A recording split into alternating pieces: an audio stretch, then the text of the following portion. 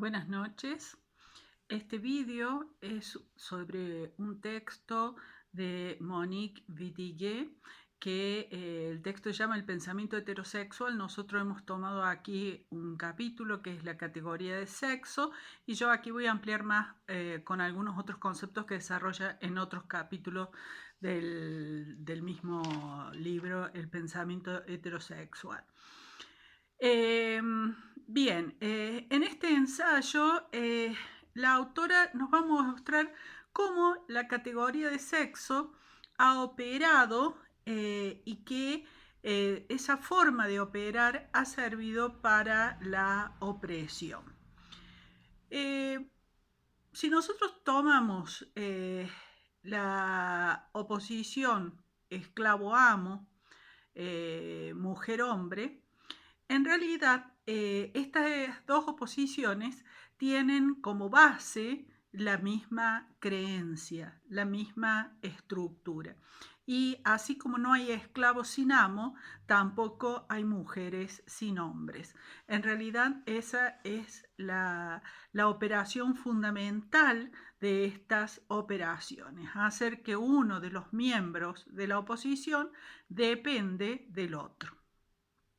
Entonces,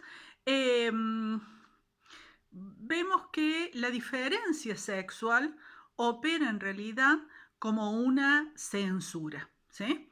Y esa censura es producida, digamos, por una idea que va a considerar que la naturaleza es la causa de esta diferencia sexual.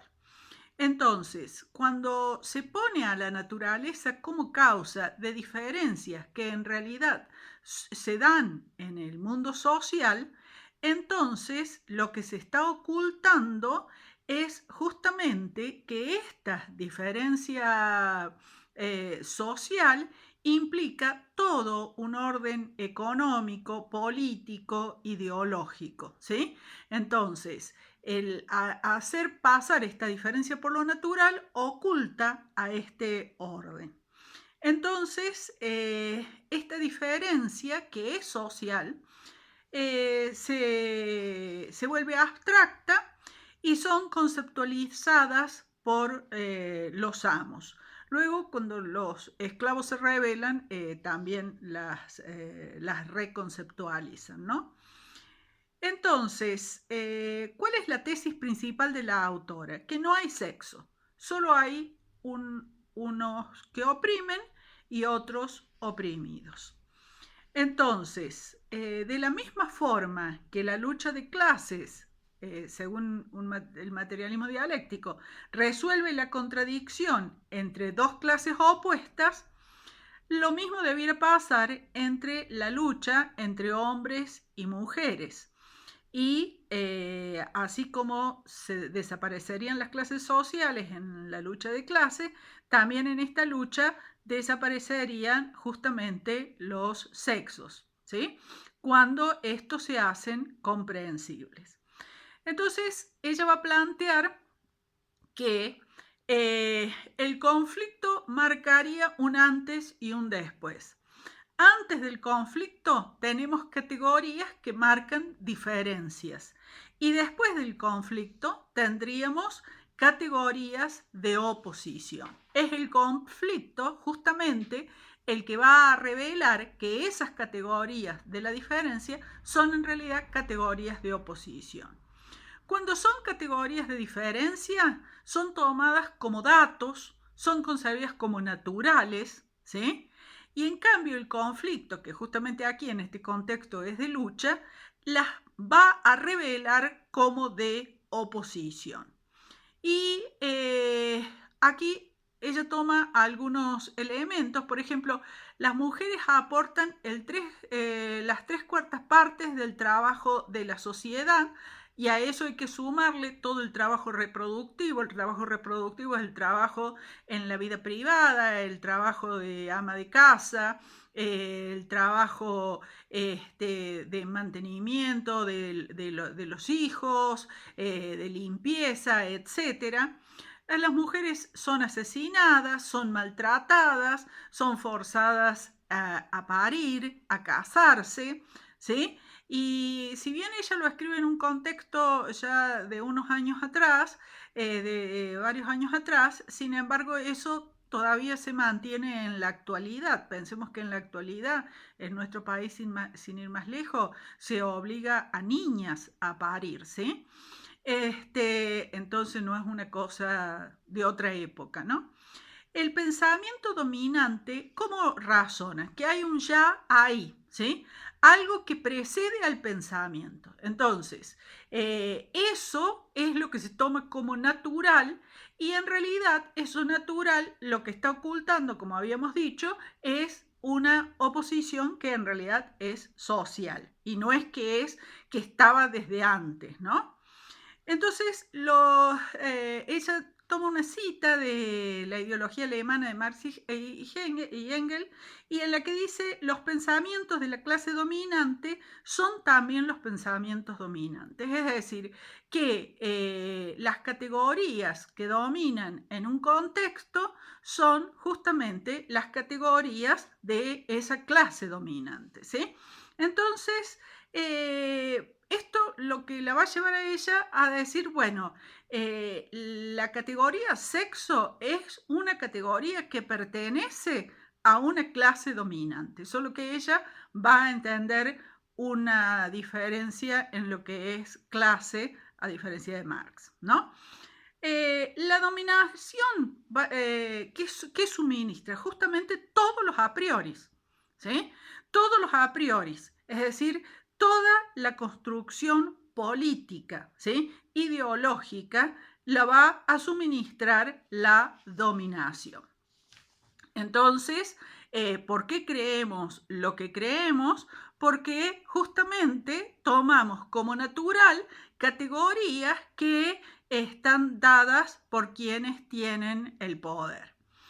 Entonces, ¿qué enseña la dominación? ¿Sí?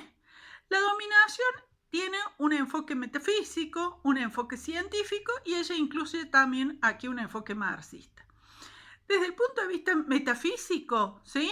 La diferencia de sexos no solamente es concebida como que esta categoría, hombre y mujer, son innatas en el ser humano, ¿sí? Es decir, que el lenguaje tiene estas categorías innatas, sino que también es ontológica, es decir, que hay una realidad, independientemente de las categorías, que tiene esta diferencia de sexo, ¿sí? Es decir, que la diferencia de sexo, por un lado, está en el lenguaje de modo innato en el ser humano, pero también es independiente del lenguaje y del pensamiento del ser humano.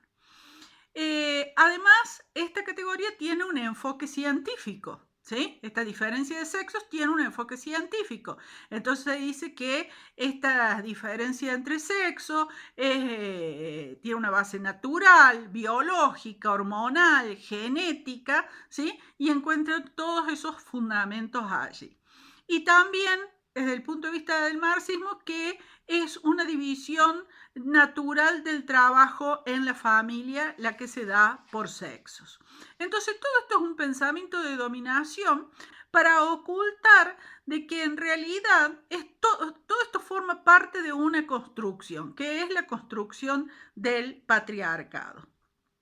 Entonces, si la diferencia entre sexos, o sea, el que existen dos sexos, la categoría sexo es una categoría de dominación, entonces es producto de la dominación social, no es una categoría natural, no es algo de la naturaleza, ¿sí? Sino que es producto de la dominación social. La dominación social es la que ha producido estas categorías. Por lo tanto, la categoría sexo es una categoría política, ¿sí? No tiene que ver tanto con los genitales de los individuos, sino que tiene que ver con relaciones entre los individuos. Y lo que hace es establecer como natural una relación que está en la base de la sociedad heterosexual. Esta categoría impone a la mujer justamente reproducir la sociedad heterosexual. Entonces, así como trabajo, reproducción social, trabajo, producción social, reproducción de la sociedad, todas estas categorías solo tienen sentido en un contexto de explotación, ¿sí? El marxismo lo mostró claramente con trabajo, con producción social, pero también la reproducción de la sociedad tiene que ver con un contexto de explotación. La sociedad entonces heterosexual, que es la que ha producido la categoría sexo, porque esta categoría sexo es resultado de una sociedad. ¿Y qué sociedad? La sociedad heterosexual. La sociedad heterosexual es patriarcal, es decir, que mantiene la diferencia de los sexos para mantener el dominio del patriarcado.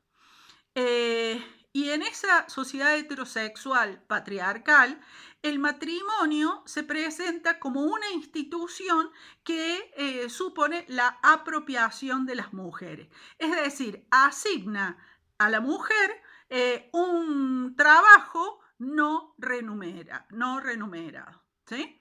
Fíjense esto, podemos verlos en ejemplos a mí siempre, cuando yo era jovencita, digamos, me llamaba la atención que mi mamá ponía el D. Y yo le decía, ¿por qué D? Mi mamá se llamaba Olga Molina, ¿sí? Y inclusive ella firmaba, y en los documentos aparecía, como Olga Molina de Minot, ¿sí?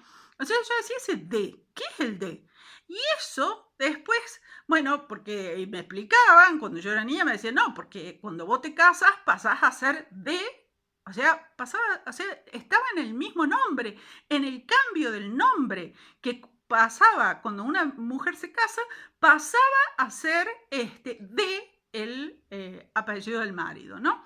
Entonces allí había un posesivo que claramente se expresaba esta apropiación de la mujer. E inclusive después, cuando fui a la universidad y tuve algunas compañeras, me horrorizaba ver que algunas de ellas, inclusive en su título que habían conseguido con su propio esfuerzo, estudiando, rindiendo sus materias, y en el título ponían el apellido de casadas.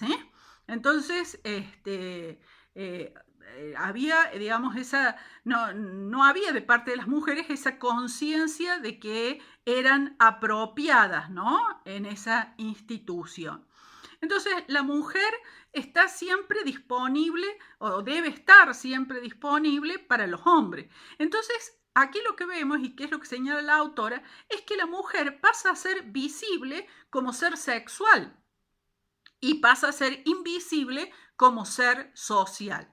Fíjense que en nuestro idioma, y por lo menos en nuestro país, mujer tiene dos significados. Por un lado, significa el género, pero también mujer significa un estado civil.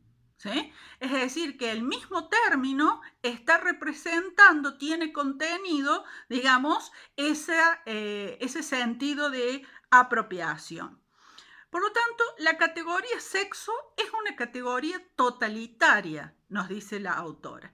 Hay que comenzar a pensar fuera de esa categoría si efectivamente queremos pensar, si queremos pensar en serio, ¿no? Y aquí lo que veníamos hablando en vídeos anteriores, ¿no? Ver cómo operan los conceptos, y no solamente en el marco de las teorías científicas, sino cómo operan los conceptos en la sociedad, ¿sí? Y aquí vemos que estamos ante una categoría que es totalitaria y que tenemos que tratar de entender cómo es que esa categoría opera en la sociedad.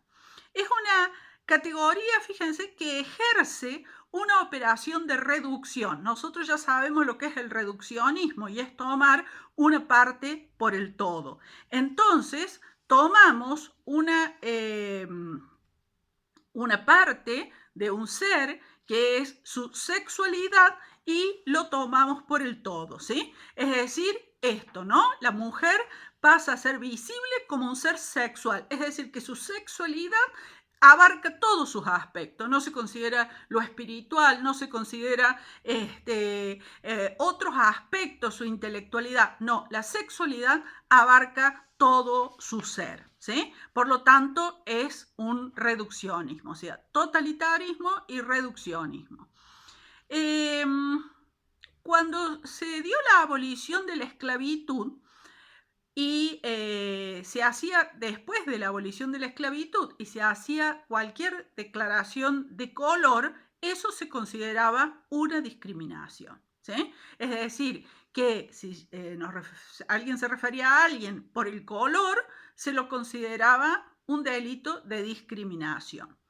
Pero eso no ocurre justamente con el caso de la declaración del sexo, a que se sigue llamando y sigue siendo una categoría que explica, es una categoría que determina, ¿sí? Y la declaración de sexo no es justamente mal vista, porque justamente la relación, así como la esclavitud ha habido esta abolición de la esclavitud, en cambio, no pasa lo mismo en este vínculo entre el hombre y la mujer.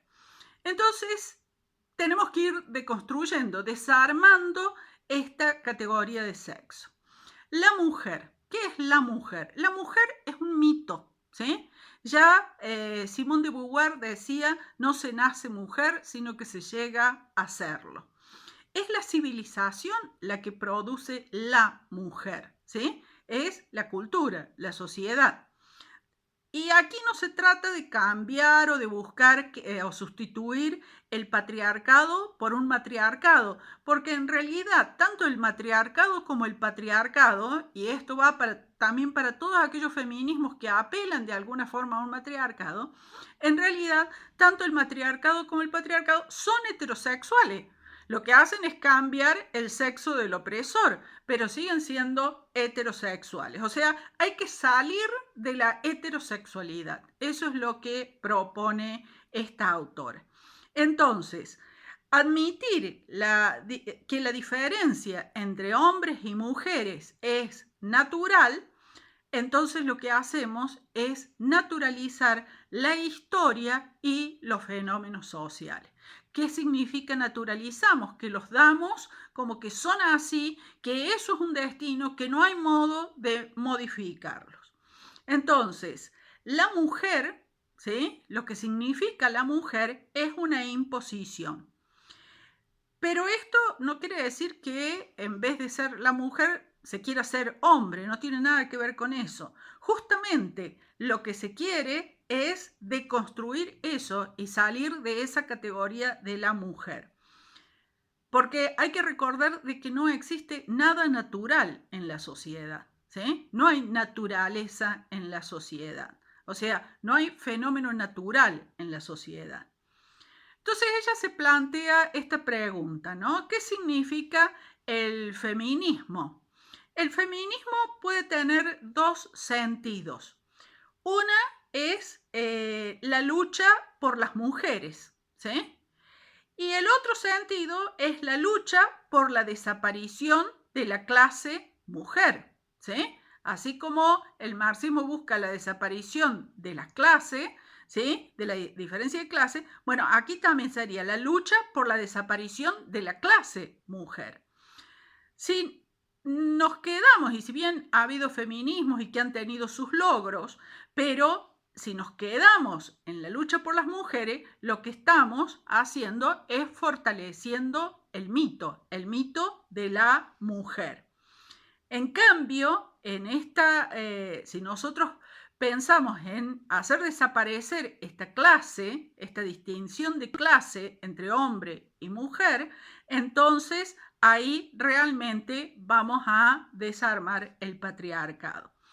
Y uno se podría preguntar, dice la autora, bueno, ¿por qué entonces llamarlo feminismo? Bueno, porque el término feminismo mantiene un lazo político con el primer movimiento feminista, pero también afirma justamente la historia del movimiento, o sea, es un movimiento histórico, ¿sí? Pero que el objetivo no es ni la igualdad de los derechos de la mujer, ni la diferencia ni lo que sería el feminismo de la diferencia, que nosotros ya lo vimos, sino que justamente todo eso iría al fortalecimiento del mito. Lo que hay que hacer es desaparecer la categoría de sexo, ¿no? Entonces, lo primero que tenemos que hacer es distinguir las mujeres de la mujer. Las mujeres son, digamos, relaciones sociales, ¿sí? Cuando hablamos de las mujeres, tiene que ver con relaciones sociales. En cambio, la mujer es el mito, ¿sí? La mujer es una construcción política e ideológica que justamente lo que hace es negar a las mujeres, ¿sí? Por lo tanto, es una construcción política e ideológica del patriarcado, ¿sí? Entonces, la autora defiende la idea de una clase social que es la de las mujeres. Y esto justamente aquí se opone al marxismo. Justamente lo que va a decir es que el marxismo imposibilitó que esta clase social de las mujeres tomara conciencia de que eran una clase, ¿no? Entonces la división natural del trabajo oculta justamente el conflicto de clase entre hombres y mujeres. La conciencia de la opresión no es solo una reacción, no es solo una lucha, ¿sí?, contra esa opresión, que eso está bien que se dé, pero tiene que haber algo más profundo, sino que tiene que haber una reevaluación conceptual del mundo social. Tiene que tomar el lenguaje, ¿sí?, y justamente ver cómo esas categorías operan, ¿sí?, para deconstruirlas y deshacernos de esas categorías, buscar nuevos conceptos. O sea, que hay una conciencia que va a ser resultado del lenguaje. Por eso, si bien aquí la autora no lo menciona, pero por eso para mí es muy importante retomar aquí el lenguaje inclusivo como una forma de conciencia de la opresión de una clase sobre otra, ¿sí?, de una clase social sobre la otra, de la clase de los hombres sobre la clase de las mujeres. Y esto es una práctica cognitiva, ¿sí?